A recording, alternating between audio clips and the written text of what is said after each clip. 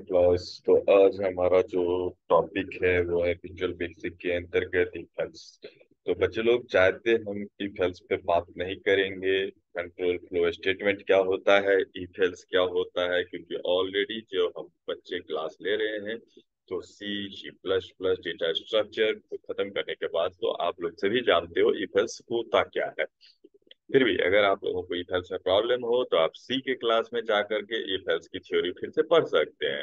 But अभी के लिए क्योंकि हम विजुअल बेसिक पढ़ रहे हैं और इतनी बार हम लोगों ने कंट्रोल फ्लो स्टेटमेंट पढ़ लिया है, तो कंट्रोल फ्लो स्टेटमेंट में हमारे पास क्या होता है, ईथेल्स है, स्विच है। ये तो ये दो स्टेटमेंट होता है। तो डॉट नेट में हम इसका इस्तेमाल कैसे करेंगे, हम डायरेक्टली उस मुद्दे पे आ रहे हैं, ठीक है। तो लेकिन एग्जाम के तौर पे आपको देखना होता है, इसीलिए आप एक बार उसको सरसरी निगाह से नोट्स भी देख लीजिएगा, ठीक है।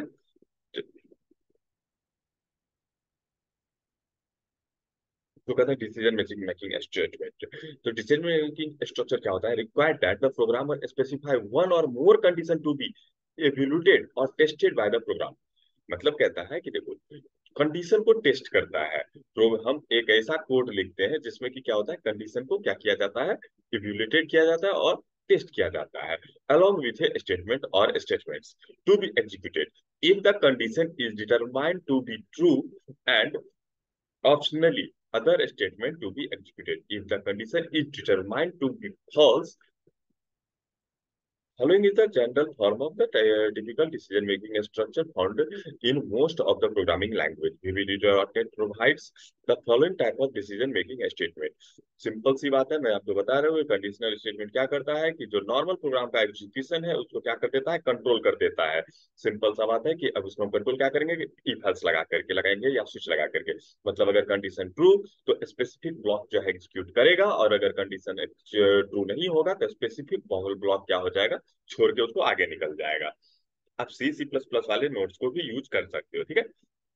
तो यहाँ पर जो है ना, हमारे पास VB.NET में जो इफेल्स है वो कुछ इस तरह से इस्तेमाल होता है। एक होता है इफ देन स्टेटमेंट, उसके बाद होता है इफ देन एल्स स्टेटमेंट, और एक होता है नेस्टेड इफ, और उसके बाद जो होता है वो हो जाता है सेलेक्ट केस स्टेटमेंट और नेस्टेड सेलेक्ट केस। मतलब स्विच को यहाँ पर सेलेक्ट कहते हैं। जो C++ में आपने स्विच पढ़ा है वहां पर, यहाँ पर स्विच नहीं है, यहाँ पर वो क्या है, सेलेक्ट केस होता है, ठीक है। तो एक बार जल्दी से हम लोग क्या करते हैं, इस सब को खत्म कर देते हैं। इफ एल्स जो C+ में और सी में इस्तेमाल करते थे वो जैसे करते थे वो थोड़ा सा यहाँ डिफर होता है। बस डिफर होने से मतलब नहीं है, आपको यूज करने का तरीका तो वैसा ही है ना। जैसे यहाँ देखिएगा, इफ में हम सबसे पहले आ जाते हैं, तो कहता है if is use for controlling the normal flow of the program according to the given condition. When given condition is true, then the execute the block. Otherwise, transfer the control just after the end if block. It is example of one-way branching statement. जैसे कि आप यहाँ पर ध्यान से देखिएगा, ये देखिए क्या है, इफ कंडीशन देना है और यहाँ पर ध्यान लिखना है, क्योंकि आप जानते हो करली होता नहीं है, तो यहाँ पर जो लिखने का तरीका है वो यही है। इफ पहले कंडीशन दो और उसके बाद यहाँ पे ध्यान लिखोगे और उसके बाद यहाँ पे इन डिप से इसको खत्म करोगे, ठीक है। और जो भी लिखना है उस ब्लॉक के बीच में लिख सकते हो। Okay, if condition then in depth. तो ये इफ का स्ट्रक्चर है। अब अगर कंडीशन ट्रू होगा तो इफ ब्लॉक एग्जीक्यूट करेगा, और अगर कंडीशन ट्रू नहीं होगा तो इफ ब्लॉक एग्जीक्यूट नहीं करेगा। सिर्फ अदरवाइज आप इसको एक बार प्रोग्रामेटिकली भी देख लोगे, लेकिन इस प्रोग्राम को ही अगर आपको देखना है तो चलो मैं इसको ही कर लेता हूँ एक बार आज। इसके लिए अपन लोग खोल लेते हैं VB को। VB खोला हमने, खुल जाओ जल्दी से खुल जाओ। खुल रहा है। न्यू प्रोजेक्ट ले लिया हमने, और प्रोजेक्ट में आपको बच्चे लोग ये ध्यान देना है कि आपको करना क्या है, आपको सी का जितना भी प्रोग्राम आपने बनाया है, आपने सी का जितना भी प्रोग्राम बनाया है, मैं इसे ही फोन करके ओके कर देता हूँ। कंसोल एप्लीकेशन चुना हुआ है, विजुअल बेसिक चुना हुआ है। अब ये खुल रहा है। खुलने के बाद अब हम अपना आगे का काम देख लें। आपको करना क्या है, इसी एल्स का एक बार डेफिनेशन याद कर लेना है, तो रिकॉल करना है। याद क्या करना है, रिकॉल करना है। रिकॉल करने के बाद आपको क्या कर लेना है, सिंपल सा, कोई प्रॉब्लम है तो आप मेरे को मेल करो, आप मेरे को व्हाट्सअप करो, आप मेरे को कॉल करो, जो करना चाहते हो कर सकते हो। देखो हम यहाँ पर एक प्रोग्राम बनाने जा रहे हैं, आप लोग को दिखाई नहीं देगा तो थोड़ा सा हम इसको बड़ा कर लेते हैं। सबसे पहला चीज है, ये क्या कहता है कि ये जो प्रोग्राम है, इफ के जरिए बना हुआ प्रोग्राम है, जो कि कहता है कि प्रोग्राम क्यों हम बना रहे हैं, कि हम बना रहे हैं हम बना रहे हैं इसको कि 3 नंबर मांगो और 3 नंबर में कौन सा नंबर बड़ा है, वही है ना, ए बी और ए बी। ठीक है, 2 नंबर मांगो और दोनों के बीच में जो ये क्वेश्चन है, पहले हम क्वेश्चन लिख लेते हैं। हम क्वेश्चन लिख लेते हैं। इसका क्वेश्चन है, write a program to accept 2 number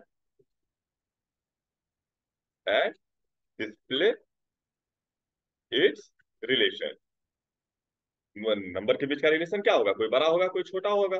ठीक है ना। तो पहले मैंने वेरिएबल बना लिया, एक इंट टाइप का ए बना लिया, दूसरा बी बना लिया। कंसोल डॉट राइट से मैंने बता दिया एंटर फर्स्ट नंबर, उसके बाद मैं कहता हूँ रीड लाइन से, कंसोल डॉट रीड लाइन से, मैं कंसोल डॉट रीड लाइन से वैल्यू ले रहा हूँ और उस वैल्यू को मैंने पहुंचा दिया किसमें, ए में। ठीक है। अब यहाँ पर ये मैंने यही लिखा हुआ है कि read line function implicitly convert A convertible string into the number. ठीक है। ये इसीलिए क्या हो गया है, कन्वर्ट हो गया है। आप इसको यहाँ रखोगे तो ठीक रहेगा। उसके बाद जो अगला आता है वो आता है कंसोल डॉट राइट से इंटर सेकंड नंबर, दूसरा नंबर, और मैं कंसोल डॉट रीड लाइन से लेकर के उसको क्या कह देता हूँ, बी में चले जाओ। ये देखो इम्प्लिसिट कन्वर्जन और एक्सप्लिसिट कन्वर्जन मैं बार बार बस रिपीट कर दे रहा हूँ क्योंकि ऑलरेडी बता चुका है, लेकिन आप चाहो तो कन्वर्ट कर सकते हो। जैसे कन्वर्ट करना है आपको तो क्या लिख सकते हो, कन्वर्ट CONVERT कन्वर्ट डॉट किसमें, टू इंट 32 और 64, क्योंकि मेरा जो कंपाइलर है वो 64 बिट का है, तो इसलिए जो मेरा इंटीजर होगा वो भी आपको इसी रेंज में काम करेगा। इसलिए मैं इसे कर देता हूँ कंसोल डॉट इसमें कन्वर्ट कर दो 64 में। ठीक है। आप ये लिखो ना लिखो कोई फर्क नहीं पड़ता है, क्योंकि इम्प्लिसिट भी कन्वर्जन हो ही जाएगा। ओके। अगला जो है आपका, यहाँ तक वैल्यू आपने ले लिया। अब वैल्यू लेने के बाद मैं अब यहाँ पे देखो लिखता हूँ क्या, if a greater than b then क्या करना, console dot write 0 is greater than 1, और 0 पर किसका वैल्यू लेंगे, ए का, और 1th पोजीशन पे किसका वैल्यू लेंगे, बी का। इसका मतलब क्या होगा, हमारे ए और बी में अगर आपने जो वैल्यू दिया 10 20 अगर आपने दिया तो 10 और 20 दोगे तो क्या बताएगा ये कि ए ग्रेटर देन बी नहीं लेगा ये। ठीक है। लेकिन अगर 20 10 दोगे तो ये ए ग्रेटर देन बी ट्रू लेगा और ये क्या बोलेगा, बीस इज ग्रेटर देन 10। ठीक है। अगर आपने 20 10 न दे करके क्या दे दिया, अगर आपने 20 10 न दे करके 10 20 दे दिया तो यहाँ तो ट्रू होगा नहीं, तो इसमें तो घुसेगा नहीं, तो ये काम करेगा नहीं।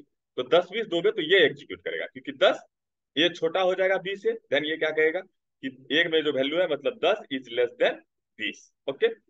लेकिन अगर ये 10 20 भी ना दे करके आपने 10 10 दे दिया तो ये दोनों ये भी एग्जीक्यूट नहीं करेगा। तो अगली बार कौन एग्जीक्यूशन में आएगा, ये आपका तीन टेस्टिंग आपको करना पड़ेगा। ए इक्वल्स टू बी, यहाँ पर आप जानते हो कि ऑपरेटर इक्वल्स टू ऑपरेटर जो है टेस्टिंग के लिए भी सिंगल इक्वल्स टू का इस्तेमाल करता है। ओके। तो यहाँ पर मैंने लगा दिया इक्वल्स टू, अब यहाँ पे लिख दिया console dot write 0 is equals to 1, और यहाँ जीरो पोजिशन पे हमें वैल्यू दे देना है ए का और दूसरे बी पे इसका वैल्यू दे देना है। तो ये आपका रहा प्रोग्राम। अब आप इसको रन करवा लो। रन जब करवाओगे आप इसको तो आपको दिखेगा, आप इसको अच्छी तरीके से देख सकोगे कि अभी आपको क्या दे रहा है, इंटर फर्स्ट नंबर। तो मान लो मैंने इसमें दे दिया 10, उसके बाद मैंने इंटर करके इसमें दे दिया 2, 10 और 2 दिया इंटर करके, ताकि जो है मेरा पहला एग्जीक्यूशन हो जाए 10 और 2। तो ये क्या कहेगा, देखो 10 is greater then 2, 10 is greater then 2। तो यहाँ पर पहला एग्जीक्यूशन हुआ। यहाँ ध्यान से देखो कि मेरा जो है पहला वाला वो एग्जीक्यूट कर गया है।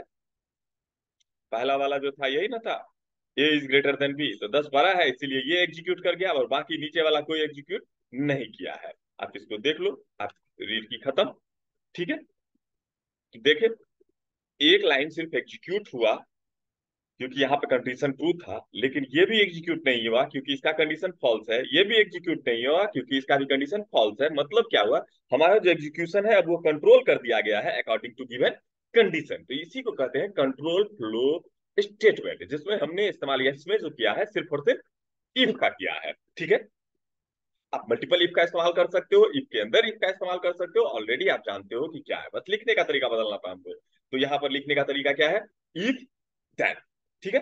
इसका आप दूसरा एग्जाम्पल ले लेते हैं हम लोग। तो दूसरा, अगर मैं इसमें दे दूं पहला नंबर 10 और दूसरा नंबर 101, तो क्या बताएगा, 10 इज लेस देन 100। क्यों, क्योंकि यहाँ पर ए ग्रेटर देन बी फॉल्स बता रहा है और ए लेस देन बी ट्रू बता रहा है, तो ये एग्जीक्यूट कर गया। ओके। बाकी सब नहीं कह गया। अब अगली बार इसको फिर से एक बार एग्जीक्यूट करवा लो। अगर तुमने फिर इसको रन करवाया और एक तीसरा सिचुएशन एक ही आ सकता है कि एक बार दे दिया मैंने 100 और दूसरी बार मैंने दे दिया 100, तो इस बार देखो क्या दिया, 100 is equal to 100, 100 is equal to 100। क्यों, क्योंकि भैया a greater than b false, तो इसमें भी नहीं घुसा। फिर इसमें ए लेस देन बी, तो ये भी फॉल्स, तो इसमें भी नहीं घुसेगा। फाइनली किस जगह पे काम करेगा, ये यहाँ पे काम करेगा। ये बराबर तो है ना। तो यहाँ पर आपने तीन स्टेटमेंट्स लगाए, तीन स्टेटमेंट्स लगा लिए, तो ये बन गया आपका इफ वाला प्रोग्राम। आप चाहो सी के सारे प्रोग्राम को इस पे कन्वर्ट कर लो, और उसके बाद अगर आपको कोई दिक्कत होता है तो आप मेरे को बताओ, ठीक है। तो ये रहा आपका इफ का कॉन्सेप्ट। अब हम आगे पढ़ेंगे इफ, एल्स और एल्स इफ और एल्स को पढ़ेंगे। तो इसमें क्या ड्रॉबैक है बच्चे, मल्टीपल इफ इस्तेमाल करने में क्या ड्रॉबैक है? मल्टीपल टाइम चेकिंग हुआ, यहाँ पर चेक किया हमने, अगर फॉल्स मिला तो फिर यहाँ पे चेक किया, फिर यहाँ पे चेक किया, तो ये मल्टीपल टाइम क्या किया जा रहा है, चेकिंग किया जा रहा है। तो मल्टीपल टाइम चेकिंग करने से क्या होता है, प्रोसेसर पे लोड बढ़ता है। तो प्रोसेसर के लोड, ओवरलोड को घटाने के लिए, प्रोग्राम में कोई एरर नहीं है, प्रोग्राम सही आउटपुट दे रहा है, लेकिन बिना मतलब का एक्स्ट्रा चेकिंग हो रहा है। तो प्रोग्राम के एफिशिएंसी को बढ़ाने के लिए आप लोग जानते हो कि इफ के साथ किसका इस्तेमाल होता है, एलसीफ का इस्तेमाल होता है। किसका इस्तेमाल होता है, एलसीफ का इस्तेमाल होता है, ठीक है। तो पहले आप इसी इफ वाले को कर लो, और सेम इसी प्रोग्राम को हम लोग बनाएंगे इसके बाद किस चीज से, एलसीफ से। ओके, तो एलसीफ की कॉन्सेप्ट देख लेते हैं। तो इसके लिए पहले इसको अब हम लोग देखेंगे एलसीफ से। एल्स इफ, इफ हो गया, अब हम लोग इसको एल्स में भी देख ही लेंगे, क्योंकि सी का कोड नहीं है। तो देखो सारा हमने output one, output two, output three बना रखा है। अगला है इफ एल्स स्टेटमेंट। तो इफ एल्स स्टेटमेंट क्या कहता है, तो this statement is used for controlling the normal flow of the program execution.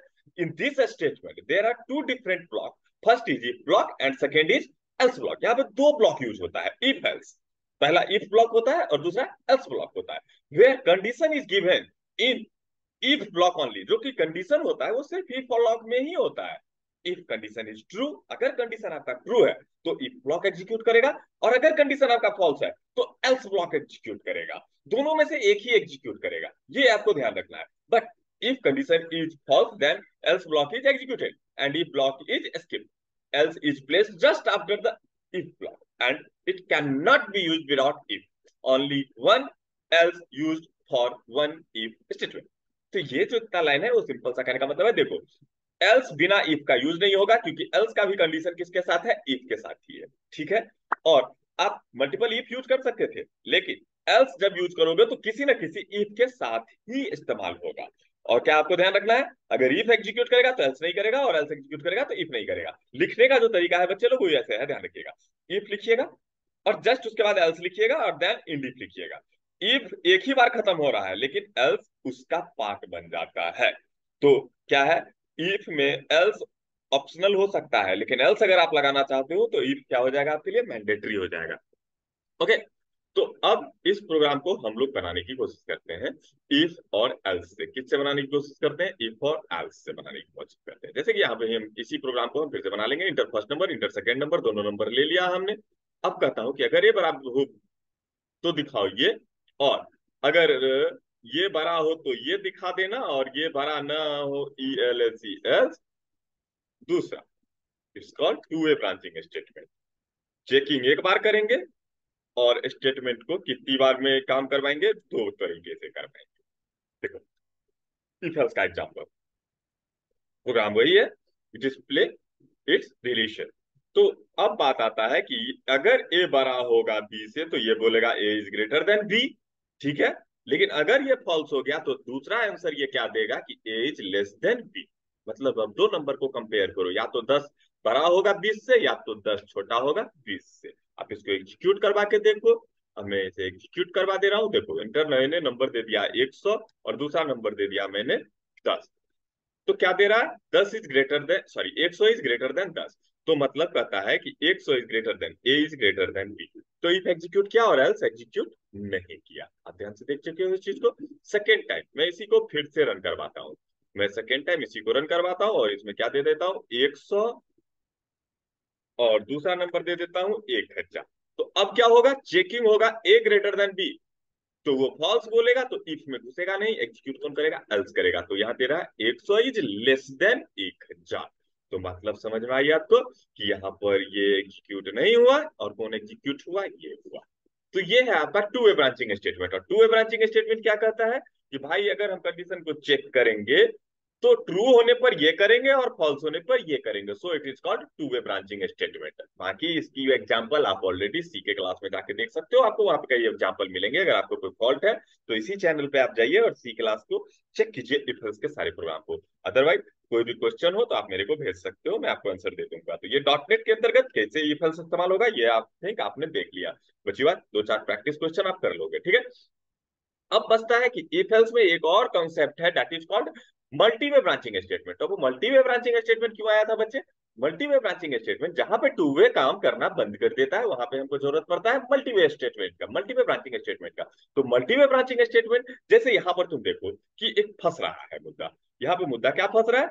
जैसे कि अभी मैंने तुम्हें ये सारा रन करवा के तो दिखा दिया, एक बार देखें तो इसकी प्रॉपर्टीज सेट होती है क्या? परसेंटेज फॉन्ट इसकी बड़ी हो जाए सिर्फ मेरे लिए तो वही काफी है। ओके होती है। तो इसमें अब मैं क्या दे देता हूँ, यहाँ दे दिया मैंने 100 और दूसरा नंबर भी मैं दे देता हूँ 100। तो देखो आंसर क्या देगा। यहाँ पर मैंने क्या बोला, चेकिंग एक ही बार होगा। चेकिंग क्या होगा? एक ही बार होगा। चेकिंग होगा ए ग्रेटर देन बी। तो 100 बड़ा है 100 से, ट्रू की फॉल्स? तो फॉल्स। तो जब फॉल्स तो मैंने क्या बोला, इफ एल्स के केस में एल्स एग्जीक्यूट कर जाएगा। तो ये आंसर क्या देगा? 100 इज लेस देन 100। क्या देगा ये answer? 100 is less than 100, 100 is less than 100। तो इट्स राइट। तो बच्चे लोग ये सही नहीं है। तो मतलब क्या होना चाहिए? 100 इज इक्वल्स टू 100। और चेकिंग भी कम से कम होना चाहिए, ठीक है। यहाँ पे चेकिंग हमारा कंपेरिजन कम आ, लेकिन आंसर तो गलत आ गया ना। तो यहीं पर हमने इंट्रोड्यूस करना है एक और concept, that is called multiple branching statement, that is else if. तो यहाँ पर एलसीफ जो होता है बच्चे लोग, एलसीफ सिंपली इफ एल्स का कॉम्बिनेशन है। देखो एक इफ लगा दिया, एक इफ अगर ये गलत तो एल्स एग्जीक्यूट करेगा। तो एल्स एग्जीक्यूट करेगा लेकिन उसके साथ में इफ लगा दो। एल्स एग्जीक्यूट करेगा उसके साथ के क्या लगा दो, इफ लगा दो। और इफ लगाओगे तो क्या लेगा? कंडीशन लेगा। और कंडीशन में अपन इस बार क्या कर देना है? चेक कर देना है ए लेस देन पी। अगर ये छोटा हो बी से तो तुम लिखना है ए इज लेस देन पी। तो ये हो गया एल्स इफ। अब एल्स और इफ यहां से ध्यान दो, यहाँ इफ है तो इसके साथ भी एल्स लगा सकते हो। तो फाइनली आप इस इफ के साथ एक एल्स लगा लो और इस एल्स में क्या लिख दो? Console, console dot right, console dot right line, console dot right line. और इस कंसोल डॉट राइट लाइन में हम वैल्यू दे सकते हैं, किसका वैल्यू दे सकते हैं हम कंसोल डॉट राइट लाइन में? चलिए दूसरा जो तरीका है वो भी हम लिख ही देते हैं, जो आप लोग प्रैक्टिस उसका भी कीजिए, क्योंकि कल के डेट में इसका जरूरत नहीं पड़ेगा। ये जो स्टेटमेंट होता है ये 0 1 वाला, ये सिर्फ कंसोल में आएगा। अगर जीयूआई में जाएंगे तो ये नहीं। तो हम कॉन्केटिनेशन पे फोकस करते हैं, कॉन्केनेट करके इसको करते हैं। कंसोल डॉट राइट लाइन क्या करना है भाई हमको? हमको करना है कि a value of A and M percent, M percent message क्या देना है आपको? Is equals to E Q, Q is not working, Q equals to, equals to M percent किसकी वैल्यू? पी की वैल्यू। तो आप ऐसे भी लिख सकते हो इसको, कंसोल डॉट राइट लाइन को। अब देखो ये हो गया मल्टीवे ब्रांचिंग स्टेटमेंट। ये अगर गलत सही तो ये करो, गलत तो ये करो। और अगर ये गलत तो फाइनली ये होगा ही होगा। It's called multiway branching statement. तो मल्टीवे ब्रांचिंग स्टेटमेंट का भी इस्तेमाल आपको पड़ेगा। तो क्या हो जाता है? कंपेरिजन कम हो जाता है। यहाँ पर क्या होगा कि अगर ये एग्जीक्यूट कर गया तो ना ये कंपेयर किया जाएगा और ना ये कंपेयर किया जाएगा, क्योंकि अगर इफ एग्जीक्यूट कर जाता है तो एल्स एग्जीक्यूट नहीं करता है। तो मल्टीवे ब्रांचिंग स्टेटमेंट से हम वो कोड कर सकते हैं जो सिर्फ इफ से होता है। लेकिन इससे क्या होता है बच्चे, ध्यान ऑलवेज आपको रखना है कि अगर आप एल्स इफ से किसी प्रोग्राम को बनाते हो तो नंबर ऑफ कंपेरिजन आपका क्या होगा? ऑलवेज कम होगा। तो आपका प्रोग्राम जो है वो इफिशियंट होगा। तो ऑलरेडी हम लोगों ने इसे सी सी प्लस प्लस में देख ही चुका है। फिर भी आप वॉवेल वाला प्रोग्राम बना लोगे, लिप ईयर वाला प्रोग्राम बना लोगे, और अगर फिर भी दिक्कत हो तो मुझे बता देना। अदरवाइज ये रहा तुम्हारा लास्ट कॉन्सेप्ट इफ एल्स का। अब आप इसको रन करवा के एक बार देख लो।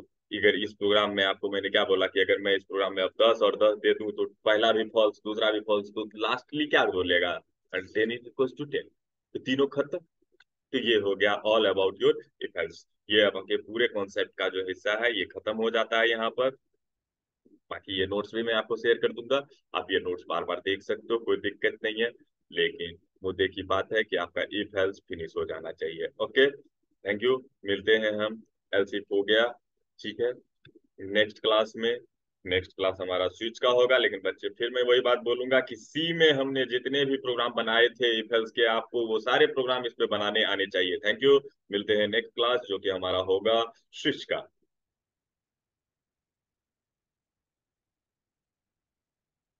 नोट्स जरूर बनाइएगा, क्योंकि एक बार ये क्लासेस खत्म होगी तो मैं आपका नोट चेक कर